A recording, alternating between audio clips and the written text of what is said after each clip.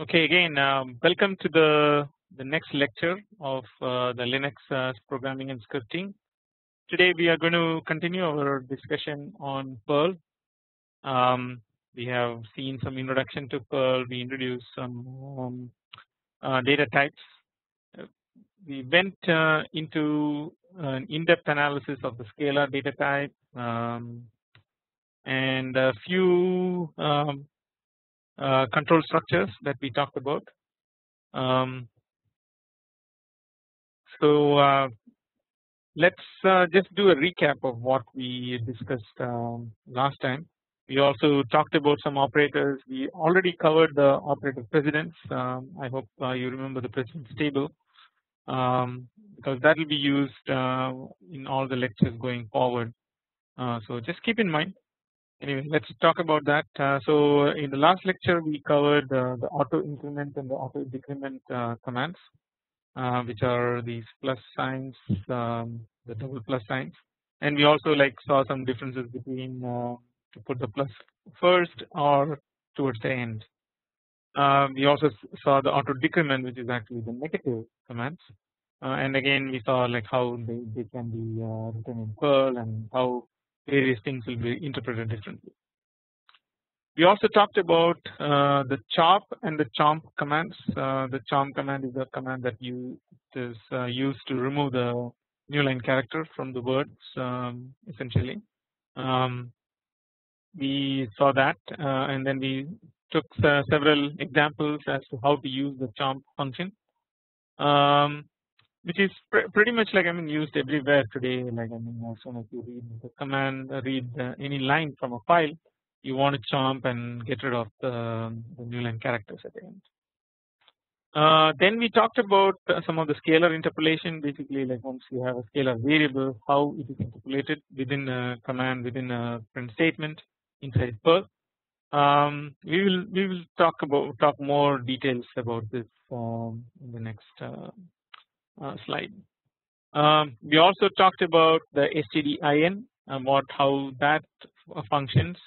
We briefly looked at this $/ as a delimiter basically, and then how we can use it to read multiple lines from a file or multiple lines from a standard input. And then finally we also saw this undef essentially. So I'm going to actually take some more details about these three, just what we talked about last time. In case the last time what we didn't pay attention to. So let's look at the interpolation of the scalar variables. Mainly we talked about the rules governing this. The variable interpolation occurs inside a double quoted string essentially. So this is one of the differences that we saw in the previous lecture, where if the difference between a single quote and a double quote, and if the variable has not been assigned a value, then the variable is replaced with an empty string. So that's another key differentiation essentially, or key way to distinguish. So the program will not generate an error. Instead, it will basically replace the unassigned value with an empty string. One other thing is there is no double substitution, meaning you cannot substitute once and then have that as another variable so that you can substitute it again. So it is only one time use essentially. So that's another thing. Then in case you have letters basically that are continuous, and then part of it denote a variable, then you can use these the brackets essentially to separate the variable from the surrounding text. This will be more apparent when I talk about this next rule, which is right here, which is the longest possible name will be used as a variable in a string. So if you say okay, my name on Iyer, and then you put a $, this whole thing is treated as just one variable at this point. say like you want to actually the variable is dollar $Anand, and then there is higher is just some set of text basically. To denote this, you may want to put the parenthesis here so that it knows that okay, dollar $Anand is one variable and higher is all the surrounding text. So you can now see like the how this rule will be applied and basically like why these two rules go hand in hand. So the other thing that we talked about was the stdin. Every time we use a standard in place of a scalar expected, the Perl reads the next line from standard in. So essentially we can ask it to read this any amount of text from the terminal by just using the standard in. One thing to note here is the line read includes the new line character. So if you want to remove the new line character, you will do a standard in and then immediately do a jump to get rid of the new line character. And then the default stdin, even though like you can see that this is actually a file handle, this is a terminal essentially. So you read in from the terminal and then you can do things with it. And then as I mentioned, basically almost always we chop the new line off after we read in the stdin. So this is the key things about the stdin. We also saw some examples. I'm not going to quote the examples. This is still talking about the recap. And then finally the undef value that we saw essentially. The undef is actually, you can think of it as a value, and that value is used before it is given a value. So before you give it a value, the value is what is the undef. Essentially, it is not equal to 0 or it is not equal to a null string. So I think like that's one thing that you want to understand. Only like for the number operations, the undef is treated as 0. So if you have any kind of a $A plus $B where the $A is not defined, then this will equal to 0 for this operation essentially.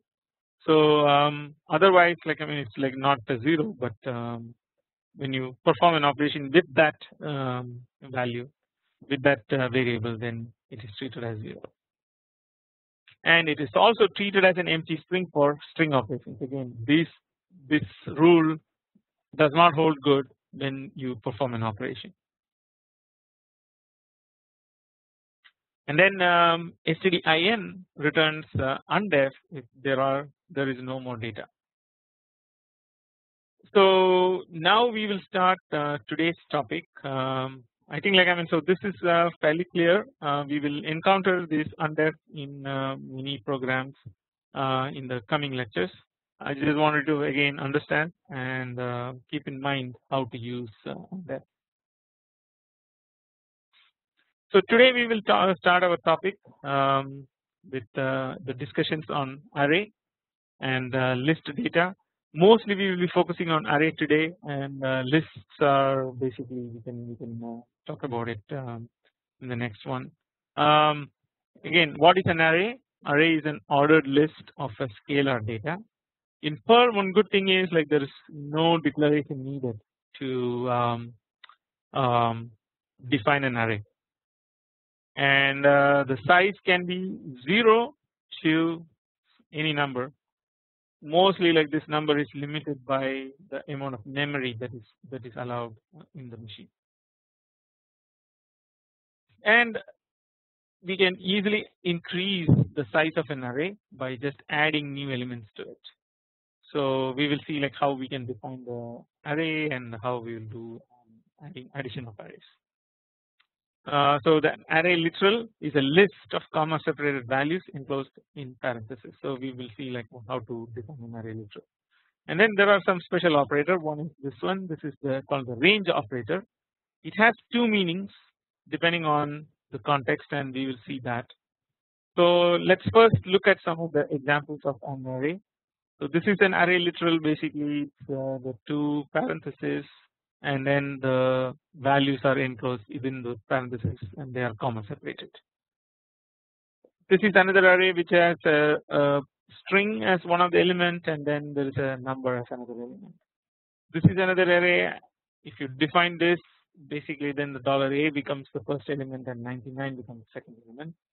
Otherwise, this becomes an undef or 0 when any operations get performed. This one essentially, like it's just an arithmetic operator. With an array, and then this is an empty array of array of size equal to 0. And then we have the range operators 1 through 9. So actually here it will be like 1, 2, 3, 4, 5, 6, 7, 8, 9. That's your array. And in this one it's 1, 2, 3, 4, 5, 10, and 20. So you can think of there are commas on them.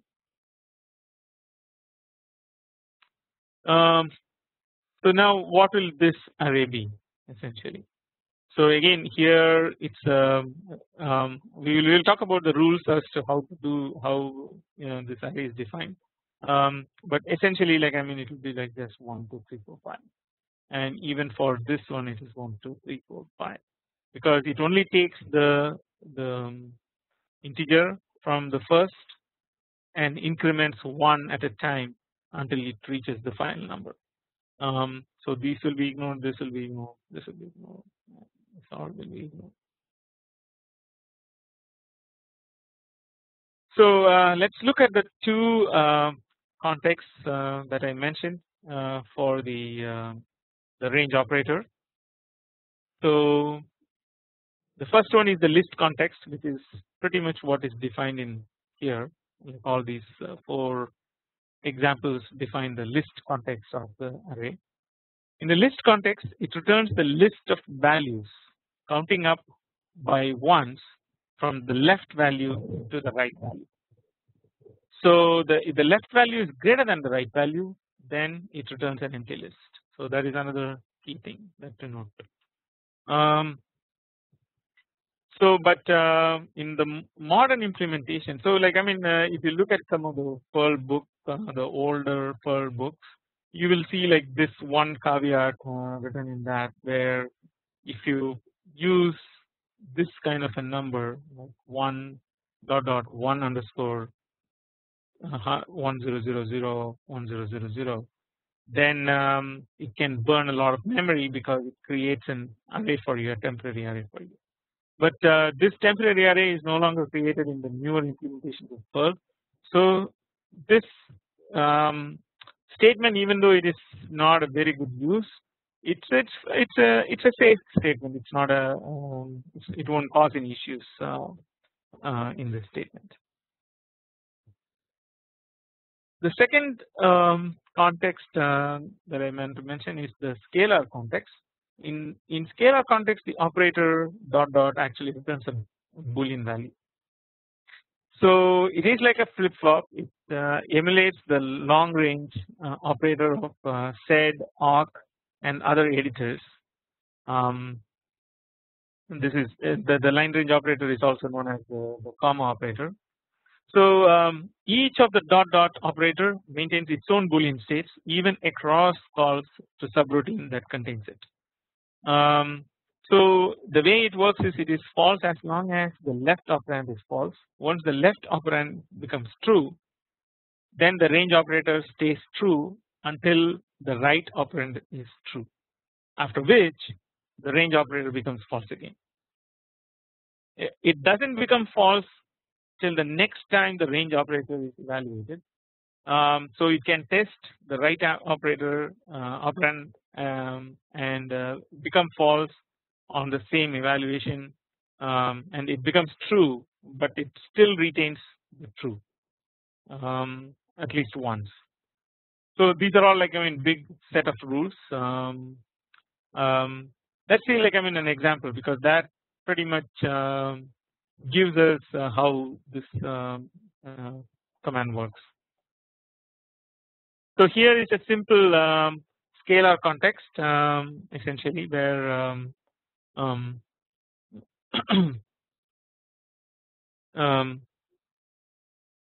we use this number here 101 dot dot 200 print. So the way to interpret this command is essentially it prints the 200 to the second 100 lines essentially. So basically it prints from line number 101 to 200, but it is the short for these conditions, basically like dollar dot equal to 101 and dollar dot equal to 200 print. So the question is this is another dollar variable. We saw like two of them before, and now this is the third one, which is the dollar dot operator. So the dollar dot essentially it's the shorthand for input line number.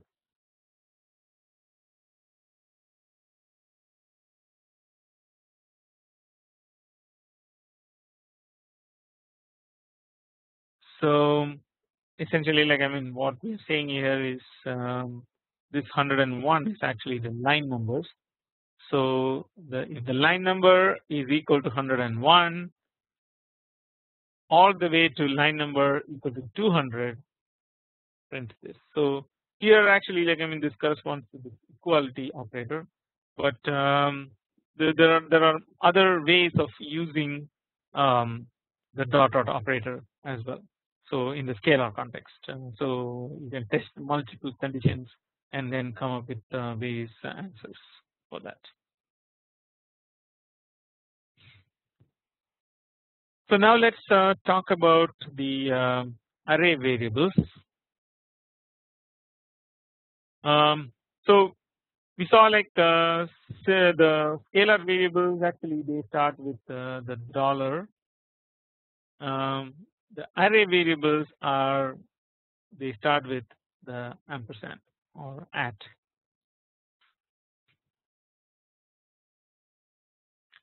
So since they have different prefix compared to a scalar variable, we can have the same name, but you can treat them as two different variables. For example, the ampersand a and dollar $a are actually like two different variables. So you can use them interchangeably, or you can each will have its own value. So it's not dependent on one value or the other. Okay, so that is one thing. The array assignment essentially where arrays can be assigned by using the assignment operator. The value of the assignment is the entire array. So how do we use this? So here are some examples. First of all, declaration of an array. We know that this is the way to declare an array, and then we assign a variable which is the ampersand a. And here this is a string array containing colors, the names of colors. So at color is red, white, and blue. And at b equal to 1, this is also a interesting array containing just one element. Here is another one. $C is basically 0 at a and 9. So this can be, you can replace this here so that it becomes like 0 1 2 3 9. And then the same thing, the gray is actually updated towards the end to the at color array, and you can see that actually it's used both places. And this is a multi-assignment case where actually like both at E and at B are assigned same as color.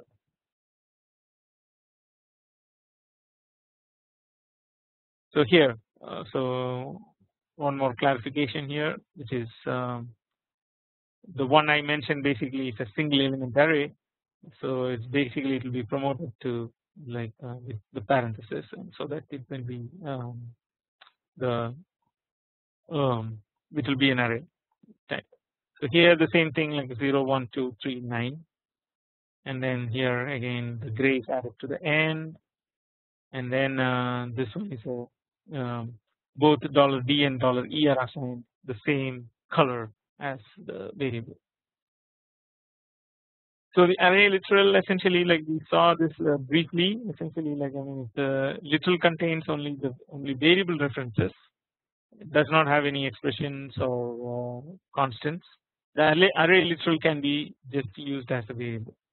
It can be used on the left hand side of the assignment. So let's see some array literals. So here $A, $B, $C equals 1 2 3. So what this means is essentially like the $A gets 1, B gets 2, and C gets 3. So let's define here. And then the second command is essentially like $A, $B is equal to $B, $A. Even though you can see that actually like they are the same, this is what is called a swap. So we just swap the elements. So now the $A becomes 2 and $B becomes 1.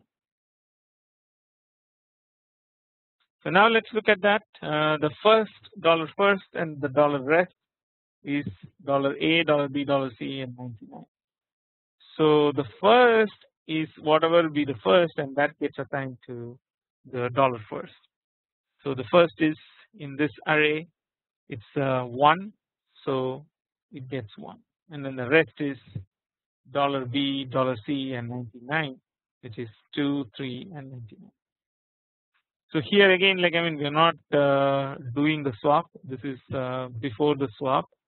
So that's why like I mean it's still these values are 1 2 3 and 99. If it is applied after this statement, then this will be like 2 will be assigned to first, and then 1 3 99 will be applied to the second, all the rest. Now you can also have an array followed by a scalar variable inside the assignment. So in this case, like $all and $empty, essentially the $all contains the the ampersand rest. So or sorry, the ampersand all contains all of the elements from ampersand rest, which is in this case it will be like 2, 3, and 99.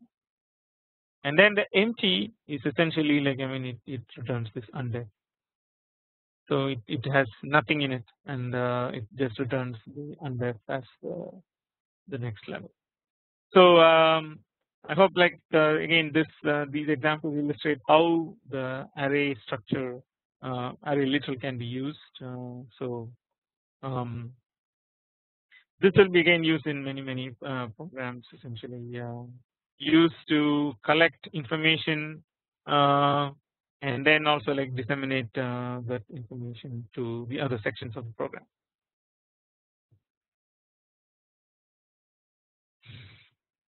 So now another question is, how do you estimate or how do you determine the length of an array? The length of an array is determined by a scalar variable, and if the array variable is assigned to a scalar variable, the number assigned is the length of that array. So what does that mean?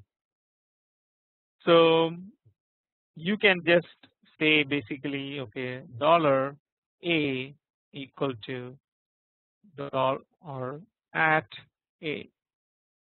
So in this statement essentially like I mean whatever the number of elements in at A is assigned to $A. Actually it is slightly bit more complicated than that essentially. So this one now it takes the number the thing. So there's also a special variable which is dollar hash array. This is essentially like stores the upper bound of the index of in the array. What that means is the bound the index of the last element of the array is stored in this variable. So for example, in this case it will be like dollar hash a will hold the index of the last element. So typically the array goes from 0 to the index of last element.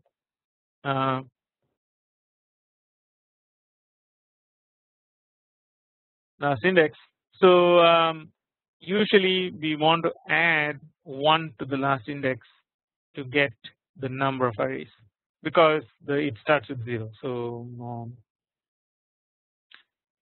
So that's the reason why, like I mean, when we assign the dollar size, so I mean the array, the whole array to the dollar size, the value of size is actually it's dollar hash array plus 1. So this 1 denotes this 1 that is needed to represent the 0th element, and then this will be basically the index of the last element in that array. So some examples here. So here basically the ampersand a is 1, 2, and 3. So now when we print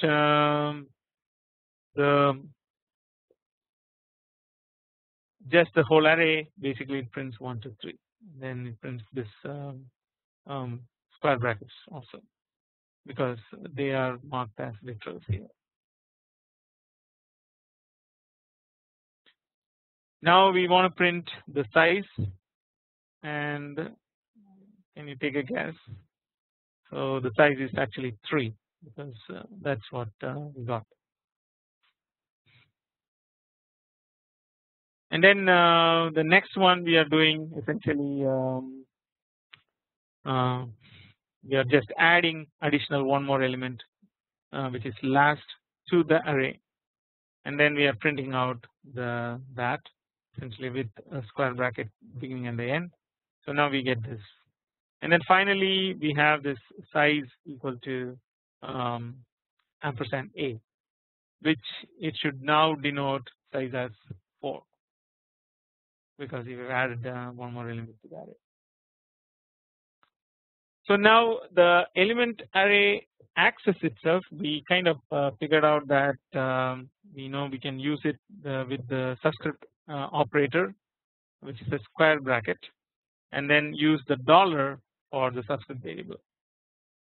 The array subscript typically starts at 0. We already saw that in this slide that when we ask for size is 3, but essentially it's denoted as this 1, 2, and 3. So essentially, like I mean, it's that dollar pound or dollar hash array plus 1.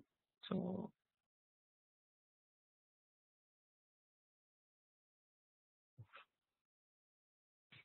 and if an array index is outside the boundary, the value is undefined.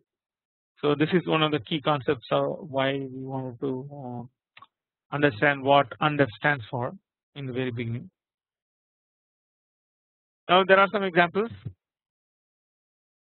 So the ampersand color is red, white, and blue, and dollar $x is dollar color 0. So you can say what this has, and now the dollar color 2 is changed to yellow. So now and then here there are some more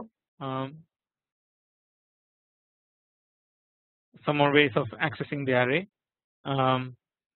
So here actually, like I mean, so one thing to note is, like I mean, so this color 0 means like so dollar $x is equal to red.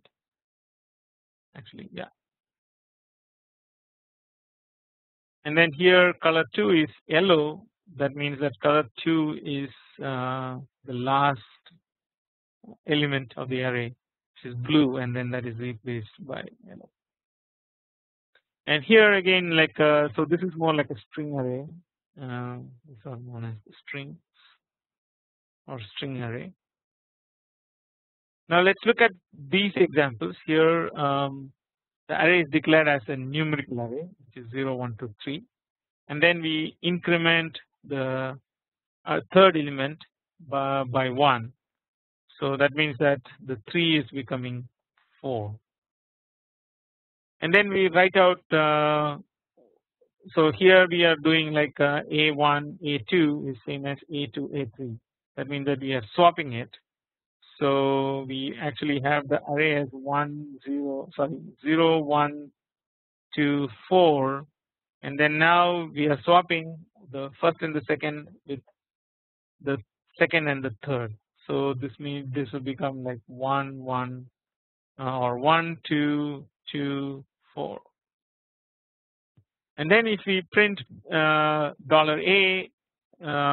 ampersand A minus 1, then it prints number 4, which is the last element of the array. That's because $A denotes the current value of the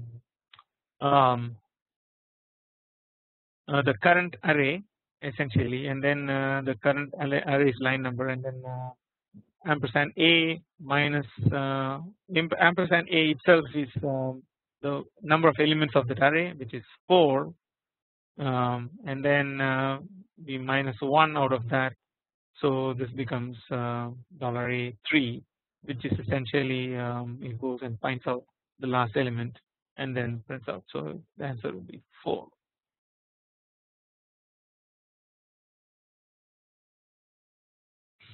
So now we introduce another concept called a slice. Essentially, a slice is a shorthand representation to denote multiple elements of an array.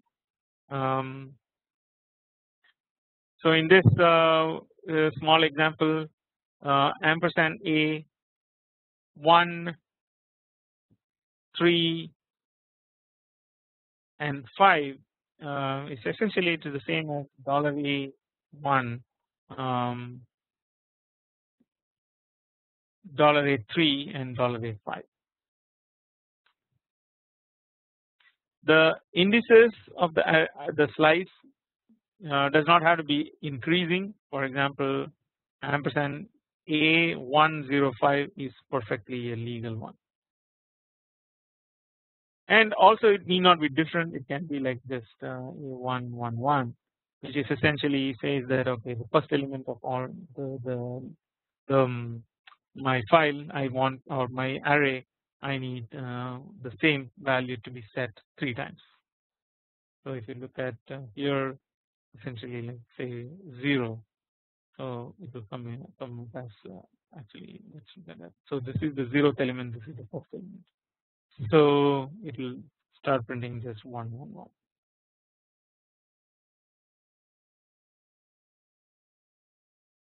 Okay. So here are some more examples essentially. So $A is 0, 1, 2, 3, 4, 5. That's here, which is the actual array, and then we replace 1, 3, and 5, which is 1, 3, and 5. We assign the 2. I mean, actually, like sorry, 1.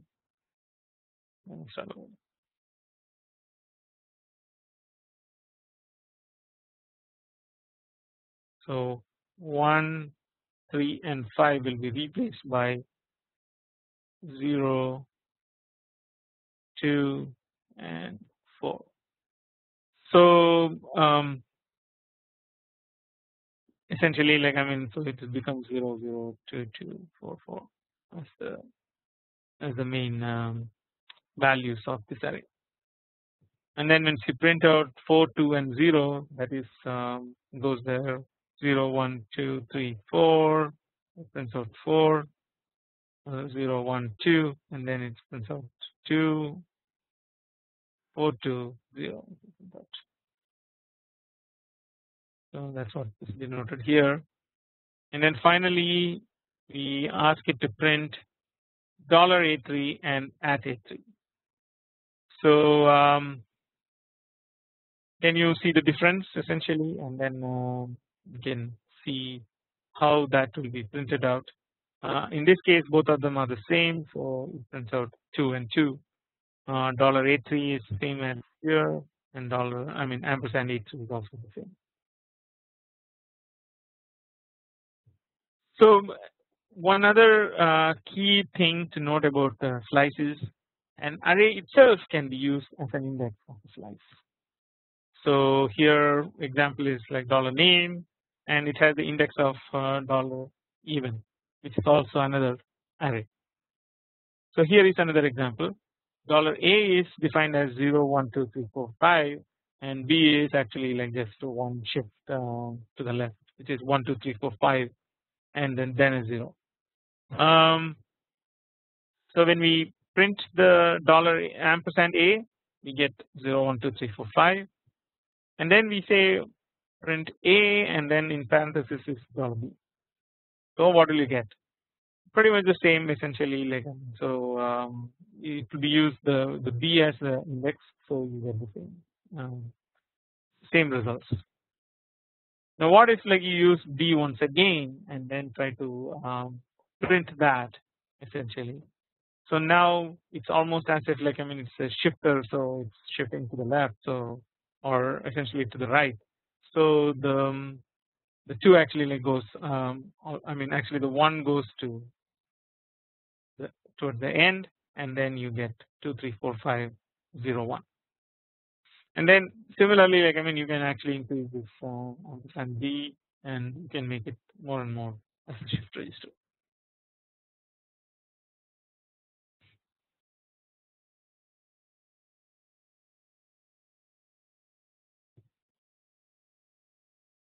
So now the next topic is how to build array as a stack essentially.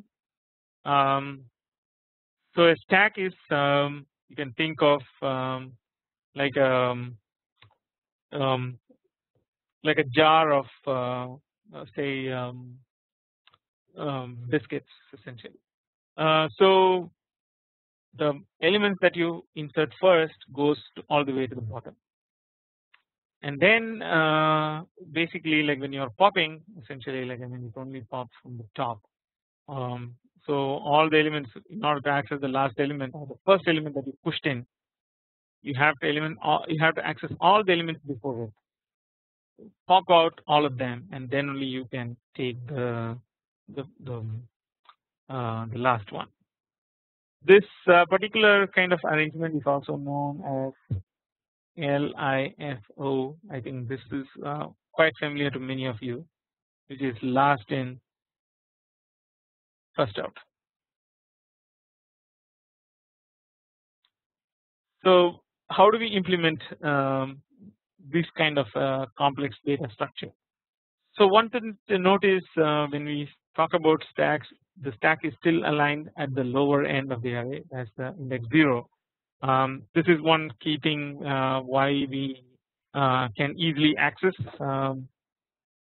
essentially like and then if it is not aligned, then the data can get corrupted. So what we do is essentially like we can push a list with the new element. So at list is the variable that holds all the value.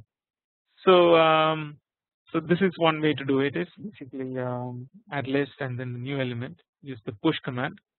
This appends the element at the end of the array. So you have like 1 through say 5, and then when your turn comes, basically that gets added as number 6 at the end.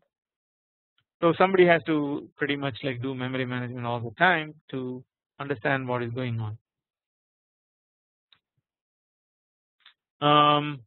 The other main thing is the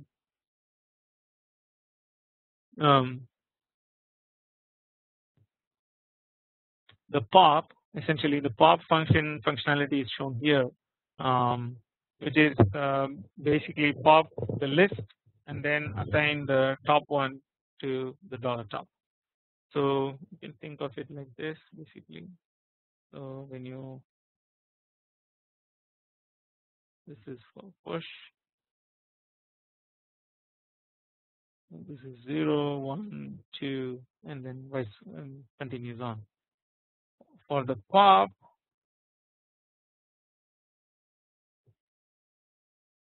you have this array 0 1 2 3, and then essentially the way to pop the thing is basically you assign a variable, and then this variable holds elements from the top. So first you need to clear the third element before you can do the second element before you can do the first one. So I think like that's pretty much this topic. Now shall we go into the so before we go into it, essentially let's do some examples again. So here is an example where the array is defined as 0 1 2 3 4 5, and then we have a new scalar $new which is equal to 99, and then we say basically push this $new into the array A. So what that means is essentially like this is pushed towards the end. So 0 1 2 3 4 5 with 99 at the end.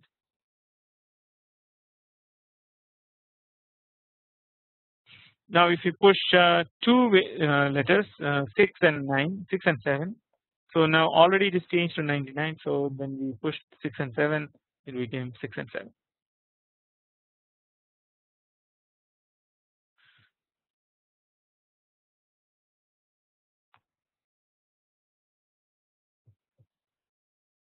Now let's look at continue with the same example and into the pop section. We assign $top to pop ampersand A. So when we try to print ampersand A, it gives like 0 1 2 3 4 5 99 and then 6. And then we define another array variable called the $B, and it is assigned to 1 2 and 3.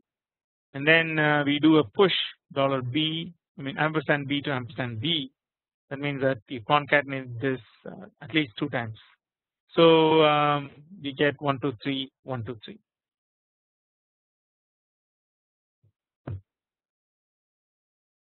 Now if we push another array 7 8 9, that array will be like all these constructs are lost, and then there is basically it has a longer array now 1 2 3 1 2 3 and 7 8 9.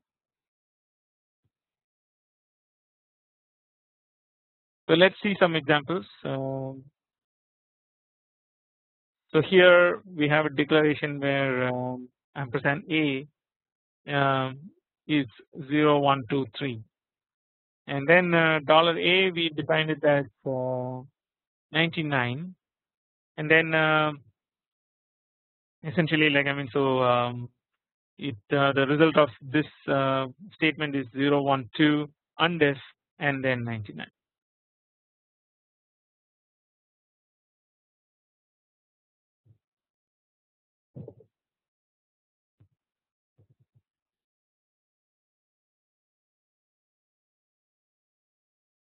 So now the $top is defined as we want to pop stuff from ampersand A, and then so that was successfully done, and then we say basically okay, print the pop to the top, and that prints out this information 1 2 0 1 2 and then undefined, and then top equal to pop, and then pop stop, this will print out 0 1 and 2.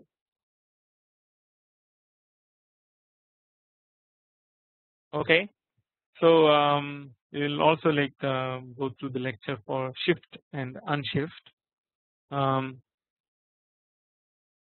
So the shift and unshift is very similar to the pop-up. We say basically the this is the beginning of the array basically. So this is the beginning, this is the end. Essentially, like now you have another partition here, and you basically like memories they are going away essentially, like and then contractors. Um, so in this one, essentially um, so um, the way this will work will be basically that each element is pushed into the array. So whereas in a shift, actually, so you can think of this as um,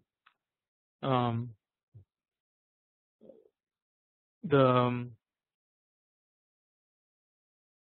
so the push operation essentially, like pushes the existing elements down and pushes at the front. So this is the beginning and this is the end. So everything is pushed to the end. So and then the pop is it's back the same way. Whereas a shift operation essentially it it's on the lower end of the array essentially, like the index of that will be the newer index essentially. We will see some examples here. So the array is defined as 99 0 1 2 3 and then we shift the array and then the result is essentially like 0 1 2 3 because now this 99 essentially goes into the B essentially. So $B becomes 99 and then the array stays the array has 0 1 2 3 and then when we say like unshift that particular element then it's back basically, like it's pushed into the array and then it's brought back. And then if you say like unshift 4 and 5, so those 4 and 5 are added at the beginning of the array, so it is 4 5 9 9 9 0 1 2 3. Some more examples on the shift.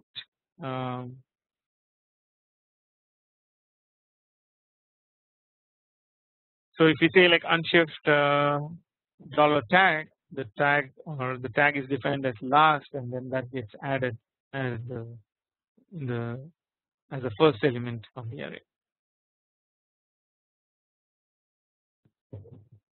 And then if you do an x $x equal to shift ampersand a, then the last gets assigned to the shift assigned to the x, and then the array becomes just 4 5 99 0 1 2 3.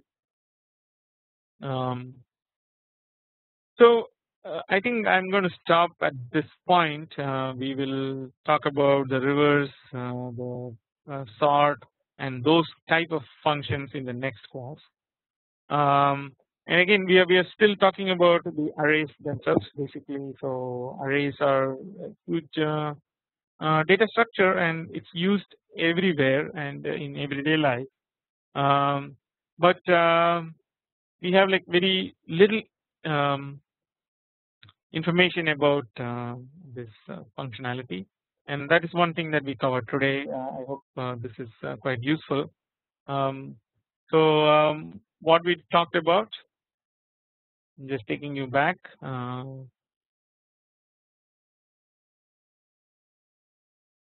So we started our discussion with an array. We understood how to declare an array, and also like we saw how operations can be performed on an array. We understood how to get the length of the array, and so that we can act upon it. We can do other things with the length. Then we also went through some of the ways of creating an array. Um, um,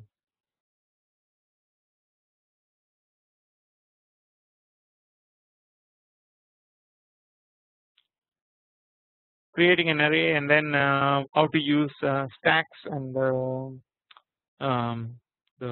shift registers or shifters basically. So I think that's all for today. We will actually continue from this point in the next lecture. Until then, thanks for listening. Thank you very much.